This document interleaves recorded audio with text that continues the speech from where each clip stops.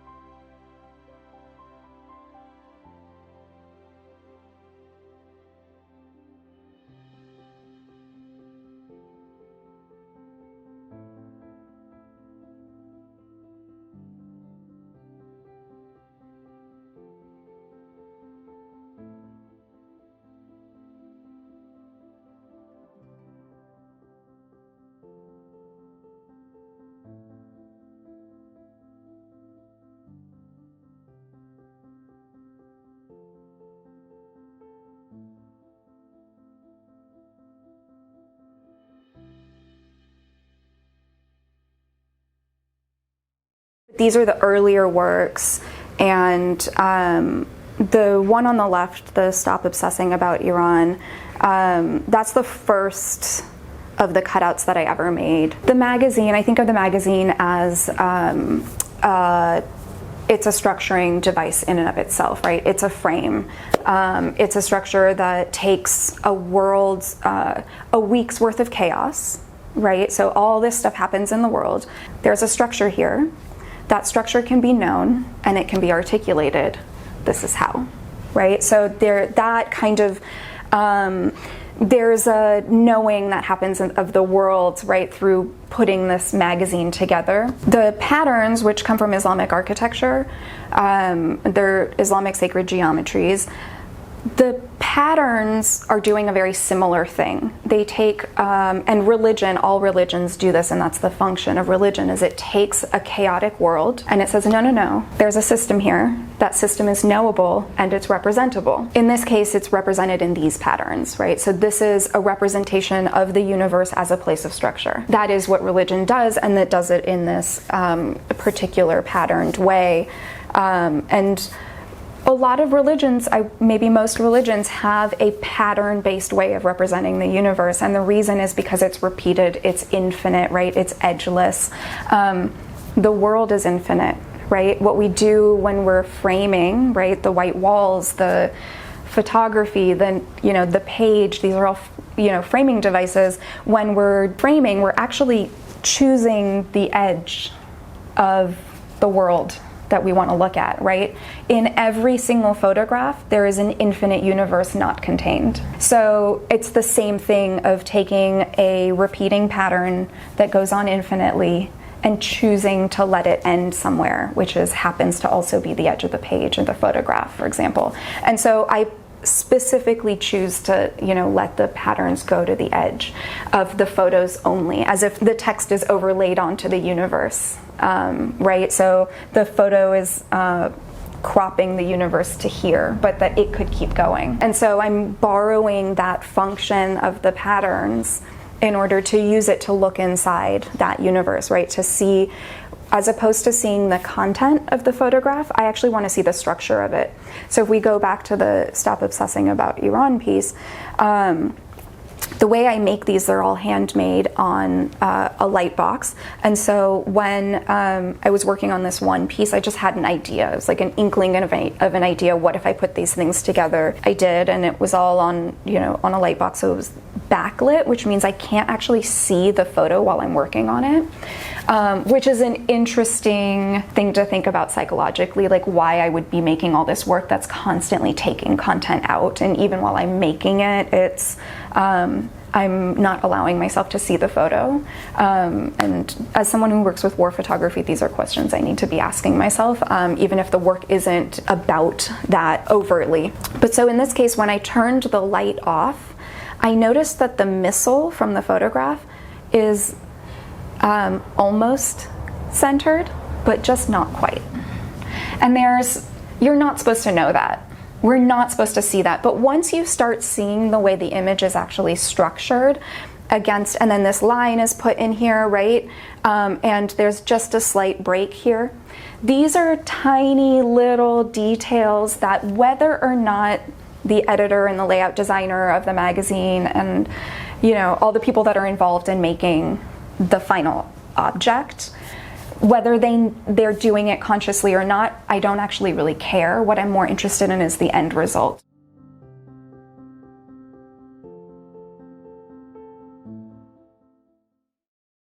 What I'm doing here now, and that's why there's an overlay, right? It's still the page itself. It's still the scale of the magazine that you open, right, at the dentist's office. Or the object that arrives on your doorstep every day. It's still the thing itself. The difference here is that I'm overlaying, yes, the glass, and I'm asking then, I'm putting the responsibility on the viewer to take critical and dynamic positions with respect to it. That you should not be able to just turn the page here. That it should require a bodily investment.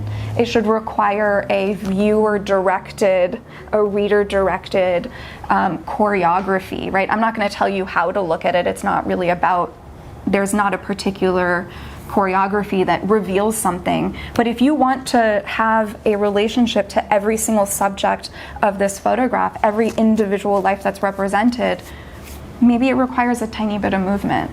And so here it's actually kind of, a 3/4 inch space.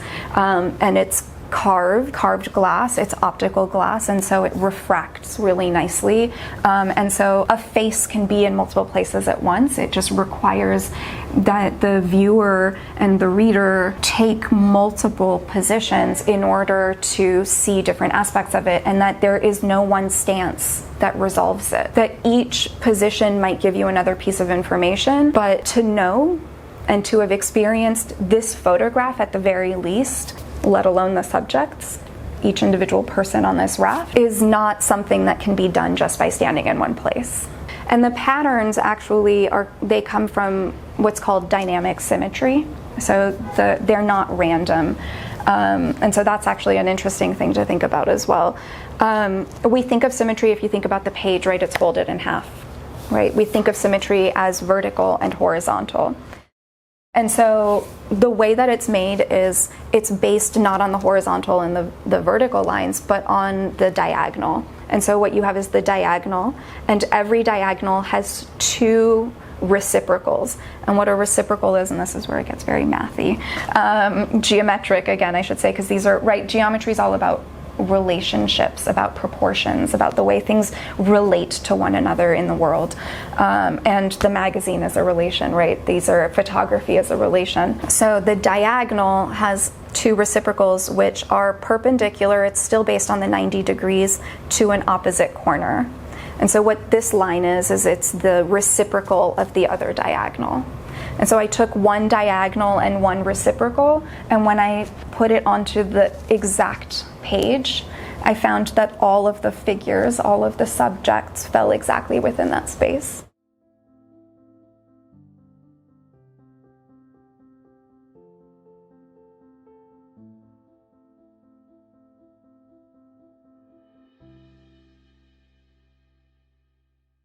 I don't know, honestly, why I chose to be an artist. I know what I can say is that I really enjoy being an artist, and there are things that I really enjoy about it that I didn't know were part of being an artist, that I've come to learn. And one of the things I really enjoy is that I get to be curious all the time.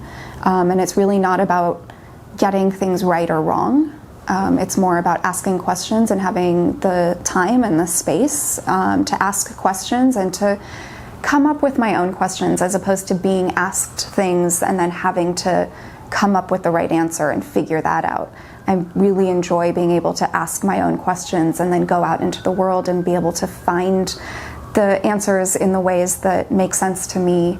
And so I really enjoy getting to look at science one day and history another day, and sometimes the science and the history come together and they make perfect sense, and then the next day it's all about math.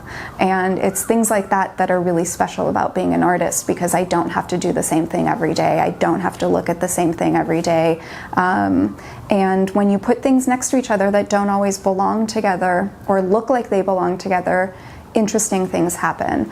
And that's usually when the most fun and exciting things happen in the studio, is when things just accidentally ended up next to each other, because I found this pretty and I found that intriguing, and somehow they ended up next to each other and some incredible new insight came out of it.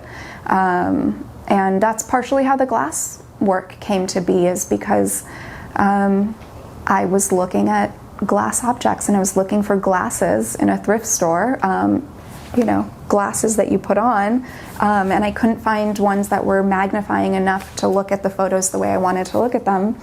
And so I started walking around other parts, and I found decanters that had patterns cut into them, and I started to hold that up against the clothing rack and against a painting that was there for sale, and I started to see all of the kind of different colors appear. And I don't know if other people get to do that, but I love that I get to do that. And 2 years later, this is what the work looks like, but it starts with that kind of accidental moment that you don't find the thing you're looking for, and you're forced to look around and say, okay, what else works? So I find that to be really exciting. And so in terms of things that I look at, I bring really fun things into the studio. I really enjoy keeping things around me that are just interesting and I don't have a specific need for. I find that artists tend to be collectors of things, and we tend to collect things and we don't always have a reason for it. And I have asked numerous classrooms of, young artists, and they all, almost without exception will agree that they too collect things and they don't have a reason for it. And most of my work has come out of, again, those collections coming together in really interesting ways, and oftentimes by accident. And so those, allowing yourself to collect the thing without a reason gives you the opportunity to accidentally see things next to each other. And giving yourself the opportunity to experience accidents is really a special and productive way to be in the world. For people that want to pursue a career in the arts and to be artists, I would give the same advice about perseverance and what perseverance is. Perseverance is knowing why you're doing it, even if it's to say I love doing it and that's the reason I'm doing it. But knowing why, deciding why every day you come into the studio, every time you sit down at your desk with whatever it is you're working with, whether it's at home or in, wherever you are, knowing why you're sitting down to do it, because there are no right answers. Nobody's going to tell you that you made this painting right or wrong. You have to decide that for yourself. And that's how work happens in the studio. That's how art happens, is asking a question, working through it, and deciding when the work may or may not be done, how to move from one piece to the next, which questions to ask. These things, there's nobody telling you what to do. That's all coming from you. So you have to be able to, develop the skill of asking yourself, why am I doing this every time? That the only place to do it is in the studio. And that's sometimes my problem. So I want to be a scientist. I want to be a historian. I want to be a writer. I want to be a painter. I want to be everything. The only place I know of to be everything is in the studio, is as an artist. That's why I do it.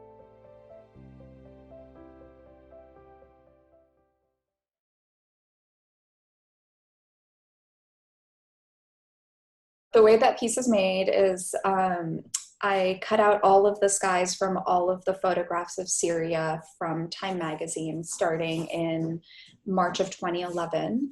And then, so the work is reconstituting all of those skies back into a single sky.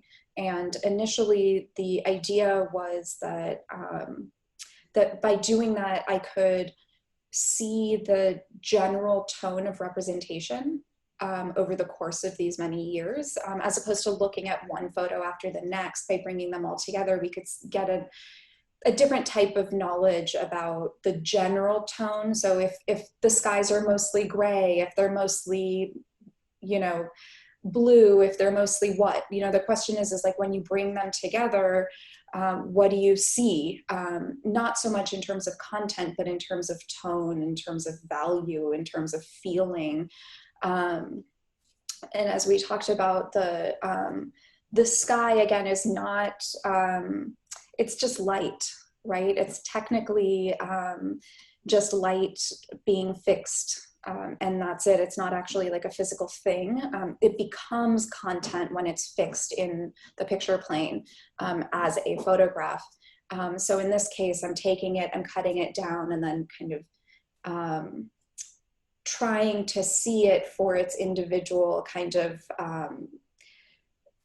function as light, as tone, as opposed to as content that's around bodies or around buildings or whatever. I want to look at it as it is itself, but over the course of years of representation. And so that was the idea. Of course, after all these years of working with war photography, my expectation was that, it's going to be gray, it's going to be gloomy, and all these things. And one of the most striking things that early on, when I started trying to put the pieces back together, I started to realize that there's actually an infinite number of blues and grays and all the things that I didn't know, that I had been making assumptions about, revealed themselves to me in the practice. And so it was really interesting to be reminded that even I had become, that even I am susceptible to this kind of the accumulation of this type of representation, right, of, in this case, Syria as a place of perpetual war, that my own assumption about this piece was that it would be gray. And here I found that I was actually having to kind of parse out all these blues, and it was a good reminder to myself to say, like, this is still a place. It's a place where the sun rises and sets every day, and that I had stopped seeing the skies myself. I had assumed that the skies would be gloomy in the same way that the representation is specifically of war, right? But really the sky is actually still the sky, and it is often blue. The times that it's gray is most often when the image has been altered by, say, for example, a James Nachtwey photo, where most of his photographs are grayscale. So most of the gray skies come from actual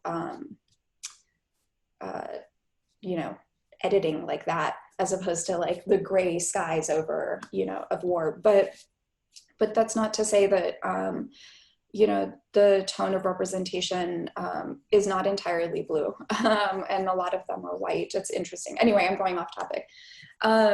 So it's been an interesting experience to make this work, and I've been working on it for several years. So one of the things that I had not expected, and that really was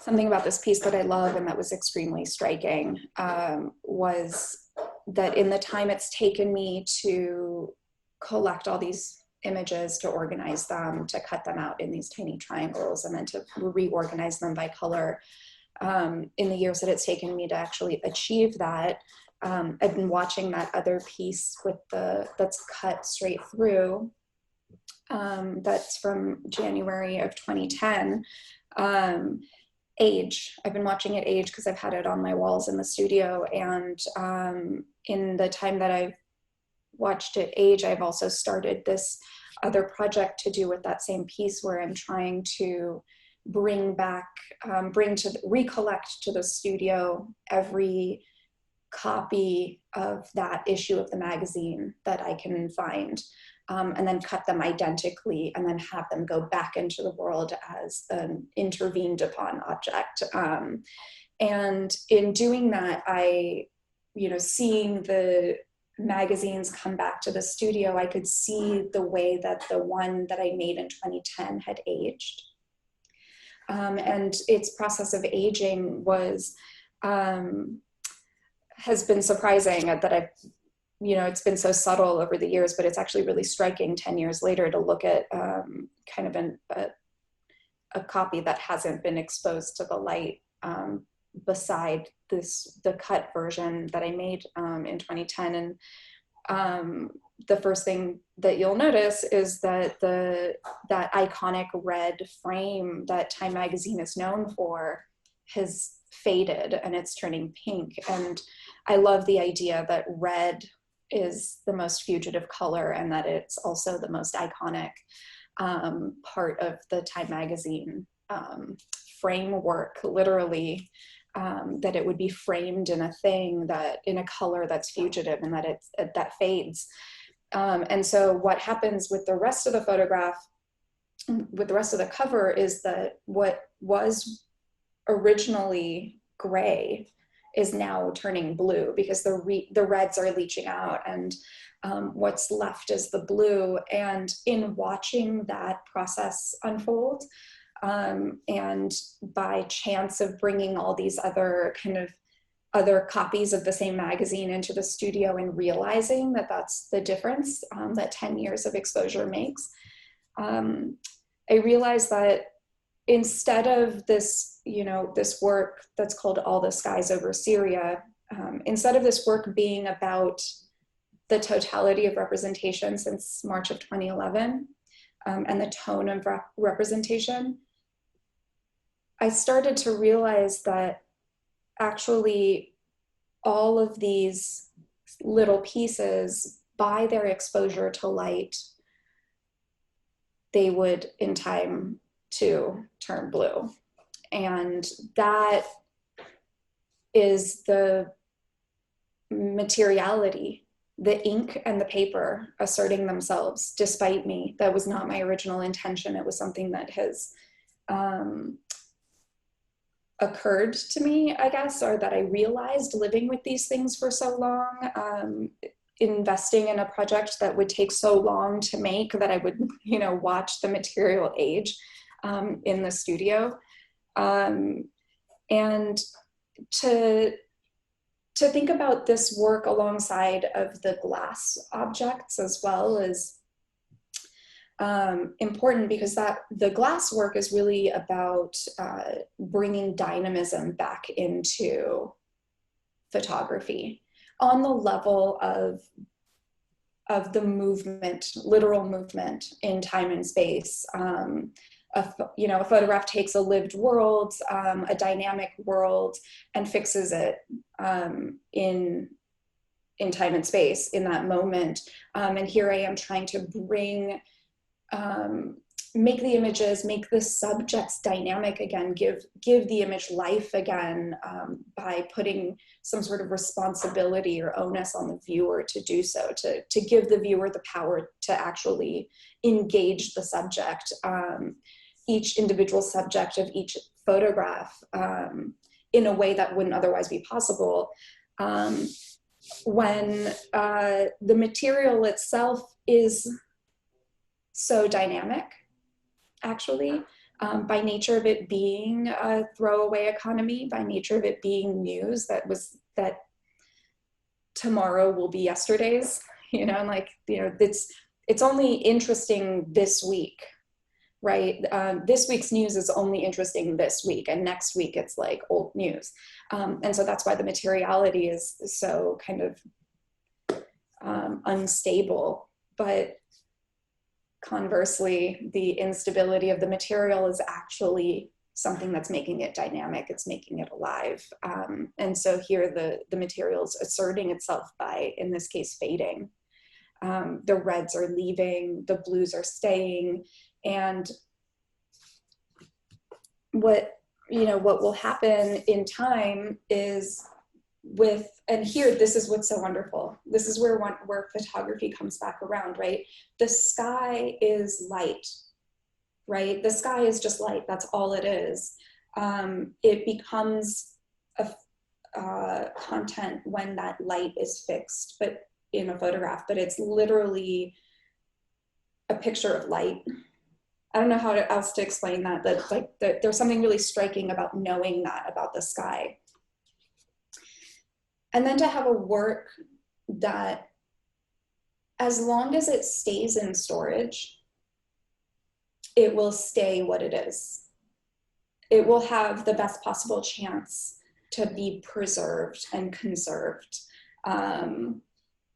But the more it's exposed, literally, to the world, to light, the more it will change and the more it will become blue.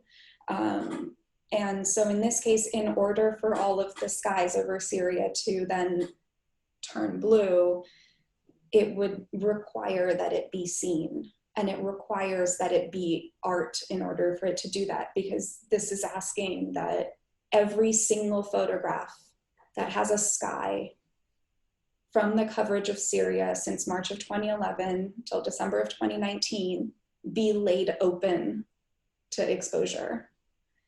And I cannot think, other than in an artwork, any other opportunity for that to happen.